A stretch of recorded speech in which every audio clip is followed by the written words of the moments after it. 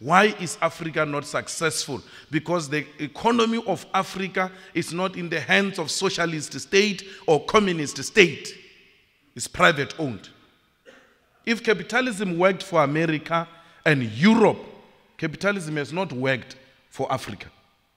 Africa has not failed because of a capitalist, because of communist or socialist economic policies.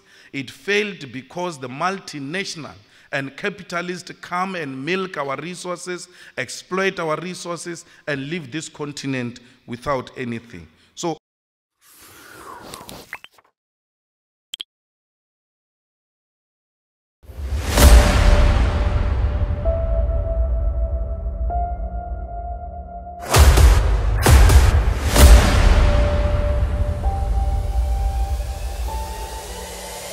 this is the journey to one Africa. Your understanding of economic freedom, it's completely different from ours, because yours, it's a promotion of free market and neoliberal policies. And we are giving economic freedom the leftist radical interpretation, which means, amongst others, that the land, the banks, the natural resources, and strategic sectors of the economy should be in the hands of the people. We agree that we need to create an equality in this country, but that equality is not going to be achieved until there is a decisive state intervention. Because those who are at an advanced stage are beneficiaries of a state that protected them, are beneficiaries of a state that gave them opportunities to the exclusion of black people. And therefore, to create an impression that black people should make it on their own without state intervention, it's unrealistic and unacceptable. The state must take a deliberate decision to nationalize the land and distribute it for equal use for everyone. The state has passed a law in this country that willing buyer, willing seller. Even if people want to buy the land, if there is no willing seller, we'll never own a piece of land. It doesn't matter how much money we get from wherever, God knows, and then we come here and say we want to buy a piece of land in Stellenbosch. If there is no willing seller, we'll not buy that land. Therefore, even when we have money, we'll still not own a piece of land in our own country. So we have to get a situation where the land is owned by the state and is given to all of us, black and white. Because 80% of landowners in this country are white people. Yet 80% of the population is black people. It's unacceptable.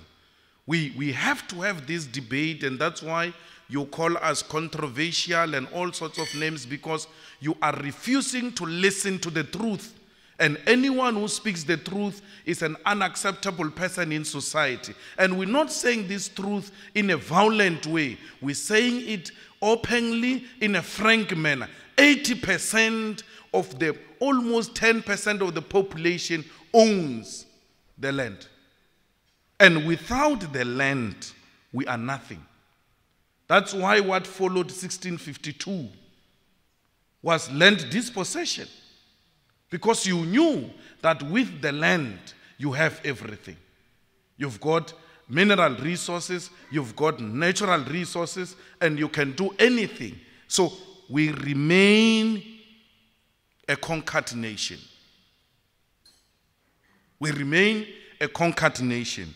And like you said in 1987, Mr. Santa, that negotiations must go on, parties must talk, and then thereafter, business must continue. Business is continuing as you predicted in 1987. Exactly what you said. Apartheid economy is still continuing. Because when you went to the table, when business negotiated with the former liberation movement, you made certain things very clear. You are not prepared to surrender the land. You are not prepared to surrender the economy. You told them you can have a black president, but you are not going to do anything with our property ownership.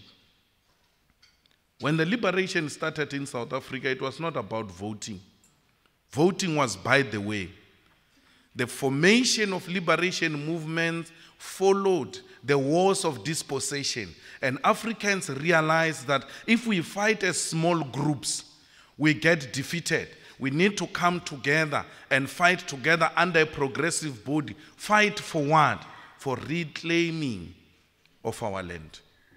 So you can't tell us we gave you 1994, that's enough. That's not what we formed the liberation for.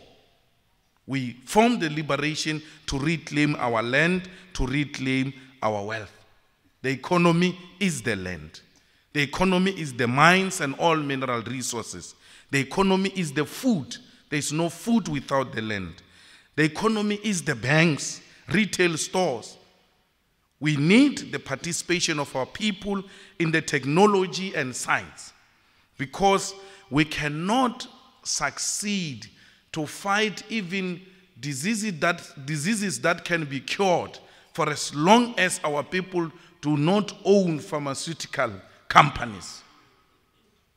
The diseases that must be cured easily kill our people, because pharmaceutical companies are owned by capital which is obsessed with maximizing profit at the expense of people. So we don't subscribe to those types of... All of this infrastructure, me and you must agree about, which we are agreeing, will never be realized, because it has been proven that taxes alone cannot raise sufficient capital for the state. We have been collecting taxes since 1994.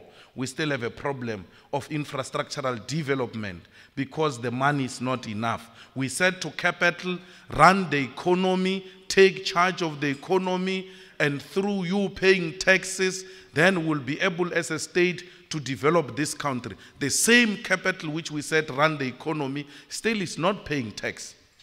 They engage in financial illicit flows. They engage in aggressive tax avoidance in the country. No decisive legislation to deal with that.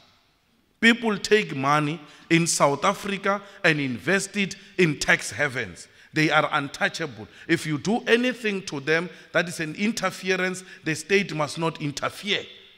People, the investors will leave the country if the state goes on interfering in the economy. So we do not agree. We have this problem. We have this problem we are having today of an inequality which is growing, which is racially based, because of the economy which is in the hands of capital. The economy is not in the hands of the state as we speak now. It's in your hands. You are the ones who are owning strategic sectors of the economy. And therefore, if anything that is in the hands of private sector is so excellent and successful, why is Africa not successful? Because the economy of Africa is not in the hands of socialist state or communist state. It's private owned. If capitalism worked for America and Europe, capitalism has not worked for Africa. Africa has not failed because of because of communist or socialist economic policies. It failed because the multinational and capitalists come and milk our resources, exploit our resources, and leave this continent without anything. So we do not agree. So a solution, which is very clear in the hands of the EFF, is that we need the expropriation of land without compensation. And people say that is extreme, that is unacceptable. Land was taken through black genocide. We're not talking white genocide. We're talking legislation passed through parliament, democratic parliament, which will say the state is the owner of the land, and the land shall be allocated to people who have indicated clearly what they want to do with this land. And whether what they want to do, it is in the public interest and purpose. Because there are a lot of pieces of land all over the continent. They are idling. Some of them are even foreign owned. Yet black people live in congested environments. They do not own a piece of land. When they try to occupy the land next to them, no, that land has been rezoned, is owned by some fellow in London. We live like pigs. In Alexander, in Langa, here, everywhere else, we have no land. And that is the first thing we need to do. Expropriate the land so that we bring back the dignity of our people.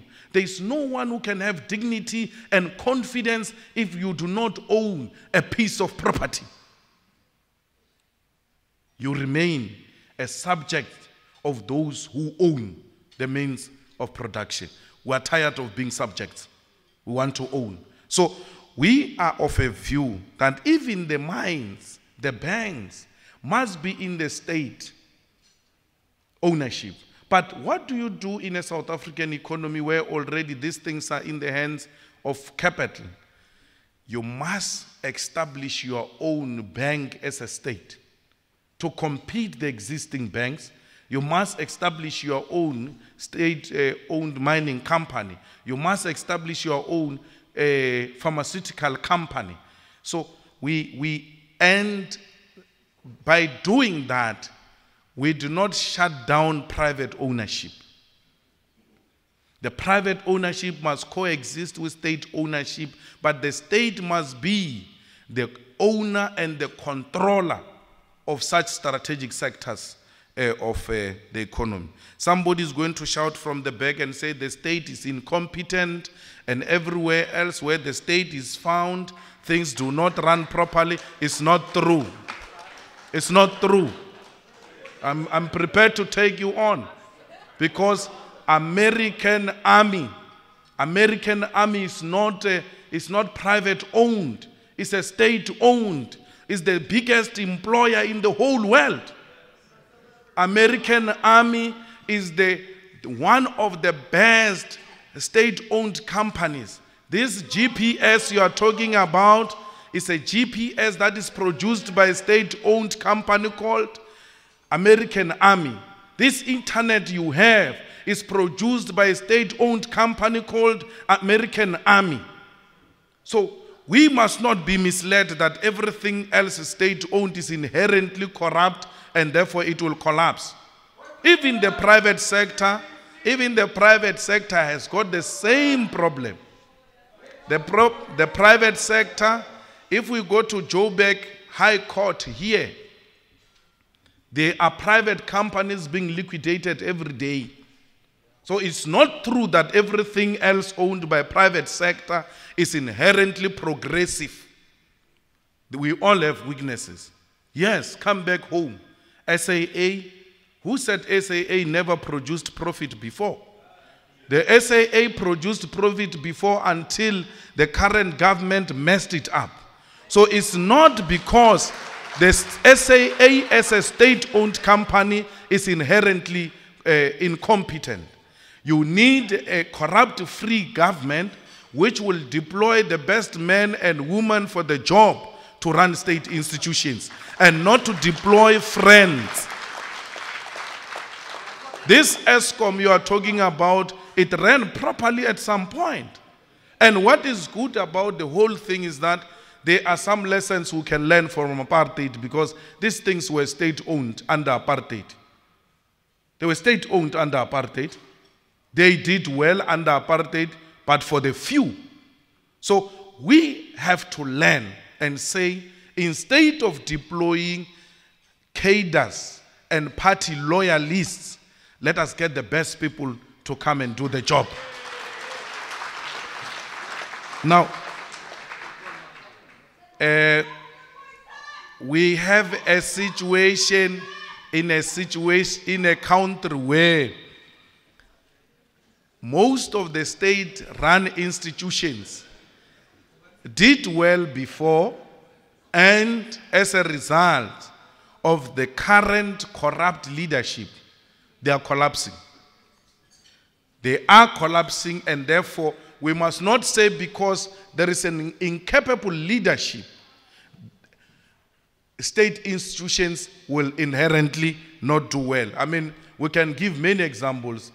Singapore is one of the countries with state-owned enterprises which are contributing decisively to the economy. So we're saying here in South Africa, anything that is going to help us, it is a state intervention in partnership with private sector to run a successful economy. Anyway, as you were shouting at the back, I was not shocked because I don't raise comfortable things. I must touch the nerve. And I don't get easily shaken, whether by sober or half sober people. I have no problem at all. No one get to scare me. I express myself anywhere free, without any fear or any intention of begging relationships. I'm here to articulate the EFF policy. You like it or not, it doesn't matter. We are happy that the Cape Chamber invited us, not because we share anything, but because we can exchange ideas. What is going to make South Africa work? What is going to make South Africa work is platforms like this, where we sit together and exchange ideas, sometimes in a robust manner, because it is good for our democracy. We cannot just sit